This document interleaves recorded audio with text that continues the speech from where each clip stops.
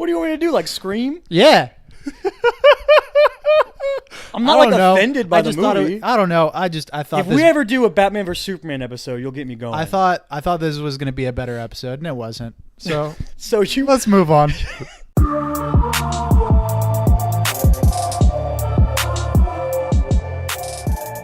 We in. Quick start. Good thing we didn't get like 5 minutes into the episode before we. Yeah, it's a good thing we didn't start the episode without hitting record. Mm-hmm. We would never do that. We're professionals. Yep. We are in. This is the Chris and Kyle show. He is Chris. I am Kyle. This is spoilers for Sleepaway Camp. I'm going to go ahead and say that I'm not really excited for this episode. You really built this up. I was so excited to do this episode, and then you just ruined everything. I'm sorry. I ruined everything.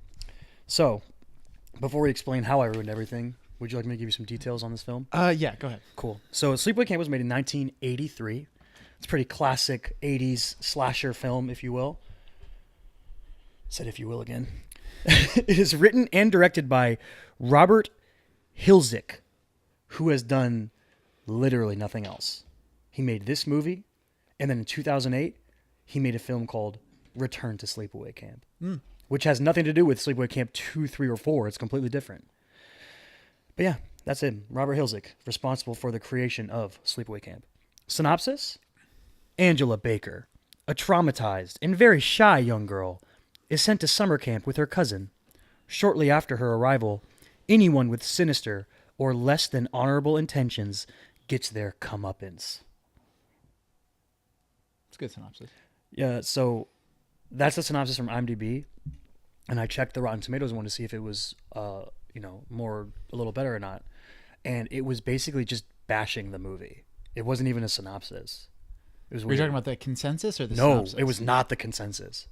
It was the plot summary. I What's their critics' consensus? Because it's pretty highly reviewed on Rotten Tomatoes, right? It's like 71 from the critics. don't even remember. I didn't pay attention to it. It's fairly high. I think it was like it's pretty basic slasher movie or something like that. Kind of the gist of it. Okay. It was like it's your basic slasher movie, but it said something about the twist, and it said like John Waters-esque moments. Yes. Yeah, that's what it said. Do you want to read that synopsis? Do you want me to find the... No. Oh, I didn't know if you had it printed out already. No, I'm just remembering off the top of my head. Okay. I'm going to tell you some actors, though.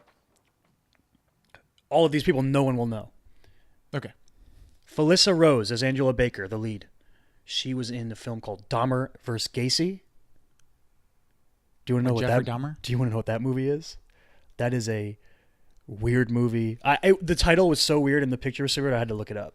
It's a movie about a government lab that is trying to create the ultimate killer by fusing the DNA of Jeffrey Dahmer and Gacy, and they both escape. That's what that movie's about. So she was in that movie. When was that movie made? Like recently? No, it looked pretty old. Oh, okay. She was in something called Cerebral Print: The Secret Files. She was in Return to Sleepaway Camp.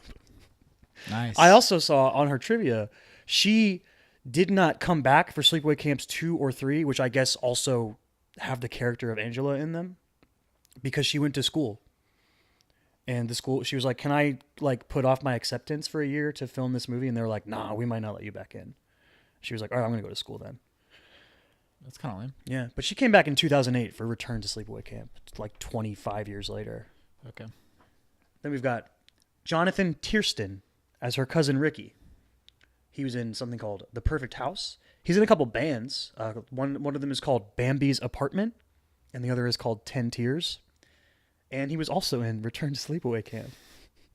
I like the name Bambi's Apartment for a band. Bambi's Apartment? It's super weird. Next we have my favorite actor on the planet. His name is Mike Kellen, and he played Mel, the camp operator in this movie. Right. He won't get away with this. He was in Midnight Express and The Jazz Singer. Those are like some real movies that I've heard of. I think. Wait, hold on. The Jazz Singer? Mm-hmm. Did they remake The Jazz Singer? He's old, dude. He's in the original Jazz Singer. I don't know, when was the made in original the Jazz fucking Singer? 20s. Oh, probably not. Unless he was a child. No, Because he was like, pretty old in 83. No, like the Jazz Singer is like one of the first talkies. Like you should know this because you took history of motion pictures, but it was like one of the first talkie movies. I remember the Moon movie. But I remember the movie with the moon. Oh, okay. I remember that one. Is that, George And the train. Milius? I remember the train. Yeah. I remember that one. Yeah. But like it was really influential for the history of motion pictures because it like utilized sound in a really cool way, but it was also extremely racist because Al Jolson used blackface. Yeah. 20s were a weird time. Yeah. Things have gotten better since then, a little bit. The next one we've got is Catherine Kamhi. I don't know how to say it. She played Meg. She was the mean girl. She was also in American Playhouse. She was in a couple episodes of Bones, a couple episodes of Castle. She still works, apparently. Good for her. She looked like she was 30. I had to double check. She was 19 when they made the movie. I literally thought she was in her 30s. I don't know why. The girl that played Meg. Mm-hmm. Okay. Yeah.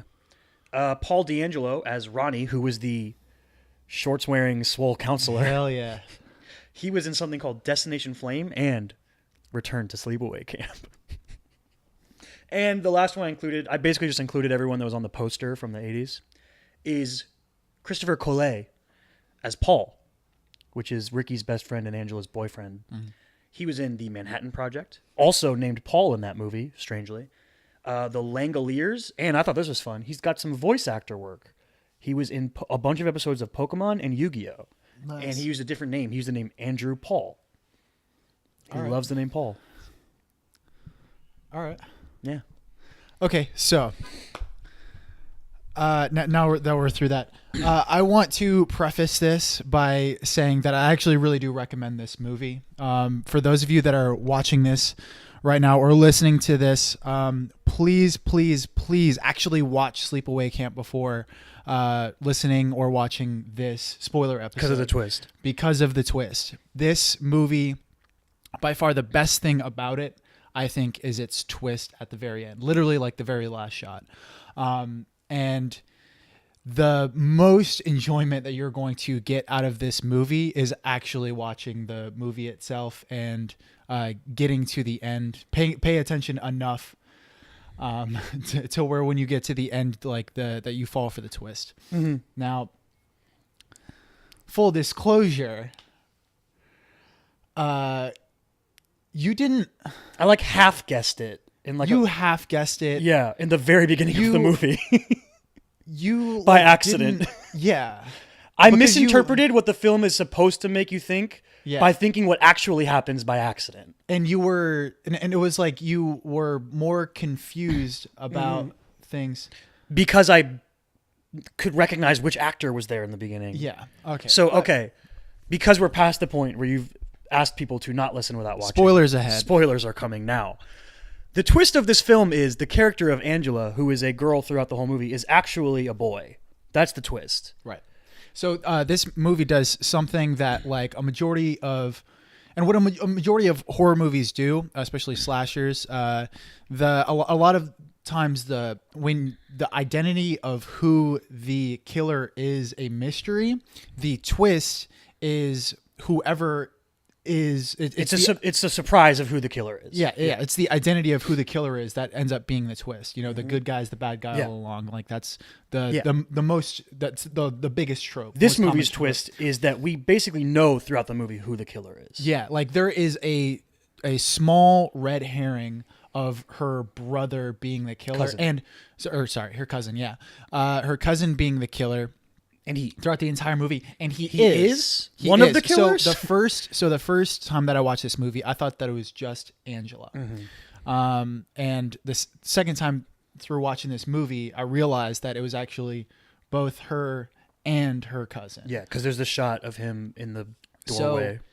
They sort of like if you're an informed audience member, you've seen horror movies before, you can easily guess like, all right, well, obviously the killer is Angela. Yeah, that's not going to be the twist here, and that's not what the twist is. And I think the greatest thing about this movie and why I like the twist so much is because the twist reveals motive, and it reveals why Angela is killing instead of revealing who the killer is. Mm-hmm. And I feel like that is a cool way to develop character in a really backwards way, in a way that makes rewatching the movie a lot more enjoyable. And I think that's why this movie has a cult following, is because it aids to multiple watches. It has now maybe. How do you feel about that? You kind of smirked there. I don't like this movie. You don't like, but okay. let me. I don't like this type of movie. I don't think there's a world where I like this movie. Mm-hmm. Like to get me to like this genre of movie, the movie has to be be above and beyond done well. And this movie is not that. You can like this movie, that's fine. There's fun stuff and weird slasher tropey things that people like. I just don't like that type of movie. It's not something that I'm drawn to. And like you said before, I was also confused because to explain it a little bit, because Angela, we find out, is a boy, in the very beginning of the movie is a scene where a dad and two kids are on a lake, and they get run over by a speedboat, and the shot shows one of the kids living, one of the kids like swimming, and I could tell that it was the boy actor. And then they showed the dad come up dead, and then they showed the other life vest of the other kid float up with no body. I guess what you're supposed to think is that it was the girl, according to you. Mm-hmm. Absolutely. You're supposed to think the girl survived. I still don't understand that. They don't do enough to make you really think that, except later show a girl. Okay, so you don't explicitly know. Yeah. That I think that you assumed that it was the boy, and it ended up being correct. Okay. But the reason that they shot it the way that they did was to make it seem like it was ambiguous. Yeah. It was intentional. And then when the ambiguity. girl shows up at the crazy lady's house, you're supposed to draw the conclusion. And you're supposed to, and when you realize that there's this quiet girl, and they constantly reference this thing that happened to her family, and especially when that scene happens, when she's talking to her boyfriend at the camp, you're supposed to realize, okay, this is definitely, she's the girl from the beginning of the movie. Oh, yeah, her for dad sure. and her brother died, but you still didn't really come to that conclusion. No, I thought it was the boy in the beginning, so I just thought it was weird. So you were just like, Angela is just completely. So the other thing I have to say is, because you built this up to have you were like, this has such a crazy twist. I literally thought it was going to be something like out of this world, like an alien or something like that. I was like, what? Like, I thought it was going to be so out of left field that I literally assumed characters were aliens throughout the film. Absolutely is. It's but in a different way. Like, I thought it was like going to be like a sci-fi out of this world kind of thing. You know what I mean? Yeah. And so, like, that crazy mom character, I literally thought was an alien. Mm-hmm. And then I thought Angela was an alien. But yeah, I don't like these types of movies, so I'm not a good gauge of whether or not this is something you should watch if you like slashers. It's fine. I mean, there's fun stuff, but not just slashers, but like the types of movies that have, like, you would hate John Waters movies. Okay. I mean, that I think that's a good comparison for a lot of the things that happen in this movie, because it has that kind of comedy to it. And the fucking, I like the death scenes. I think the death scenes are really fun. Yeah, they're good. You don't really like draw, like you don't really enjoy that kind of stuff, like gory. I mean, I just don't really get anything out of it. Right. I don't care about it. I just think they're fun. Like, I thought the creepo dude and the first guy that gets killed, when they pour the hot water on him. Mm-hmm. I was like, yeah, they killed him or burned him. I don't know if he's actually dead. They fucked him up. Mm-hmm. But yeah, I don't get anything more than that out of it. He got what he deserved. He was a horrible person. So do you feel like you get anything, any kind of see, I feel like the crafting of the narrative is fucking really good in this movie. Do you feel like you don't get, do you feel like you get anything as a writer? As a writer, do you get anything out of this movie? I don't know. No? Not really. And I think part of it is, like, if I can mess it up, anyone can mess it up. Did they execute it poorly? True. But like maybe maybe we're on like the opposite ends of the spectrum as far as like I was the one that I for whatever reason I got it, and I was the exact I was manipulated in the exact way that the filmmaker wanted me to be manipulated, and you weren't. You were outside of that. I don't know why that was. Yeah, so I spent a lot of the movie kind of a little like I knew it was happening, but I was just kind of confused about like where it was going, kind of. Yeah, because you like literally didn't understand how the beginning scene was connected to the rest of the narrative. Yeah, I was like, what does the beginning scene have to do with anything? Yeah, which I don't know. I just found weird because I overheard you saying like, "Oh, she died" at the very beginning, like right after that first scene. I was like, you were like, "Oh, she died," and I was like, why do you think that right now? I thought the actor swimming in the lake was the boy. Yeah. That's the only reason. But they literally like show him from the back and he has long hair. I could be completely wrong and just have been a dummy. Yeah. But it made it confusing for me. And on top of that, I don't really like these kinds of movies. And on top of that, the acting is trash. Complete trash. Yeah. Utter trash. Yeah. That I don't like that. Right. I just if you can't stand poor acting, then don't watch this movie for sure. It's real bad. But I mean that especially that my goes boy along Mike with Kellen as Mel. That goes along with the campiness of the movie itself. I mean, like I think it adds a flavor. Like bad acting is a flavor to a certain kind of movie. Which again, I don't like those kinds of movies. Yeah. All right. Well, this is a shitty episode.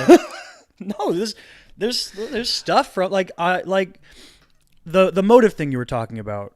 I think is kind of interesting. And I think that is the best thing about the movie itself, right? Is being able to. So if you're going to sit down and you're going to write a horror movie, right? And the horror genre, along with the comedy genre, are like the most tropey. Trope-driven genres in film.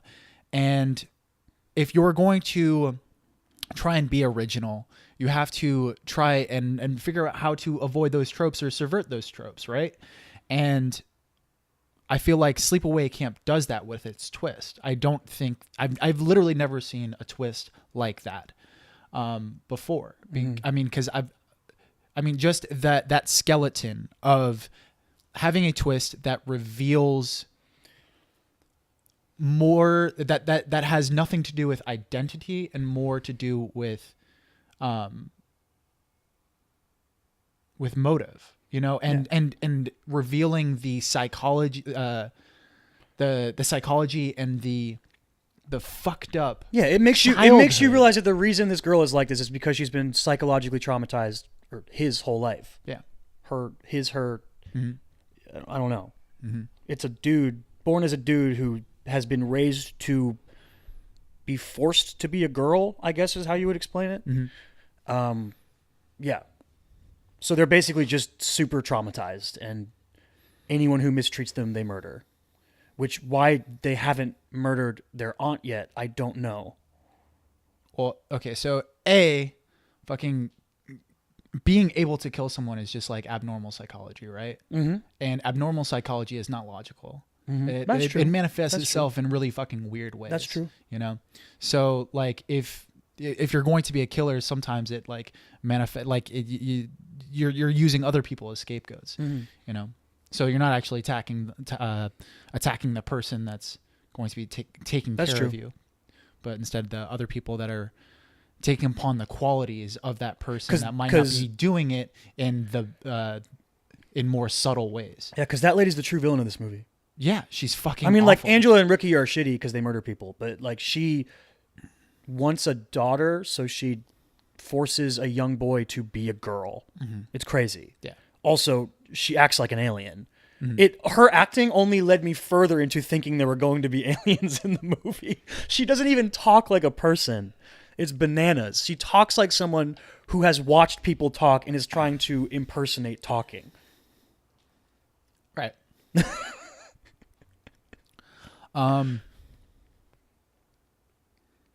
I was about to say something and lost my train of thought. I don't know. Yeah. You got anything else? No, You're I'm sorry that this disappointed. didn't live up to your expectations So of wildness. So I would say, all right. So not only just the way that they constructed the twist, but how they actually executed the twist.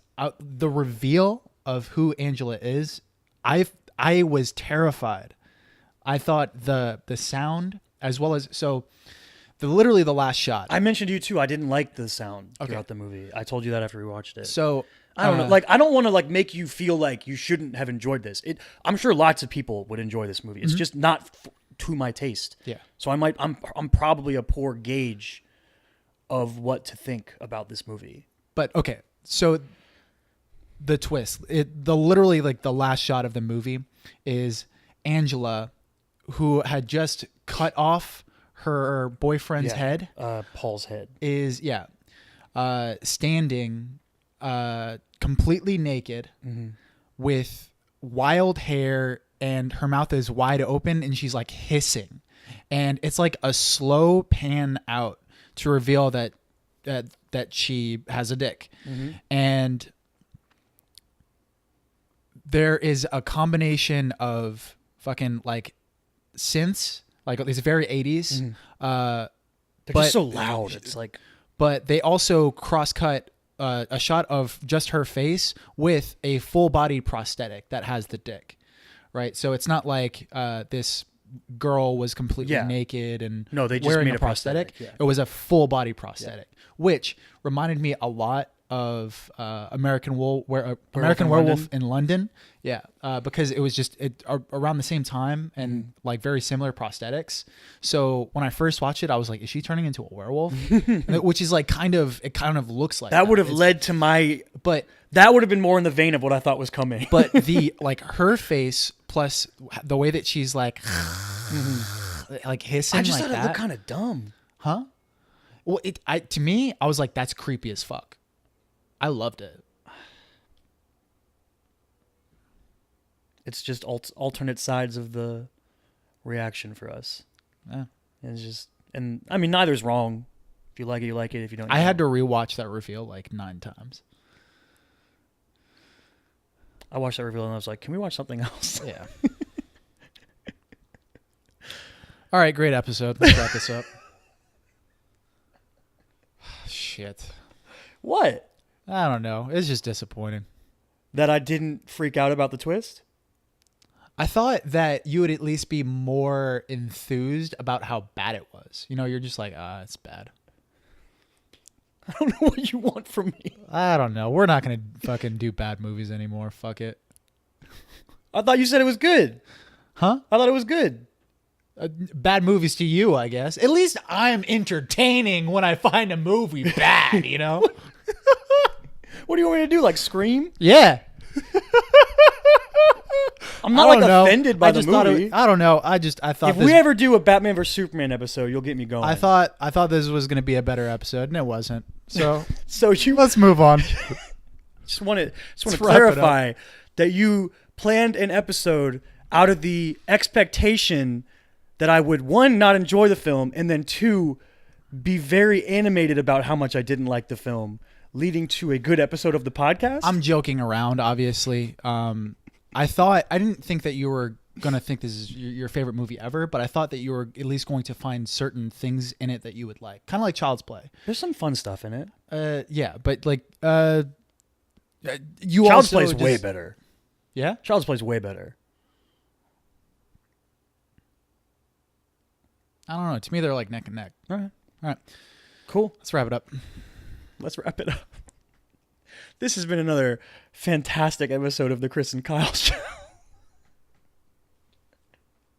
Spoilers for Sleepaway Camp. He's Chris, I'm Kyle, and we out. Stay weird.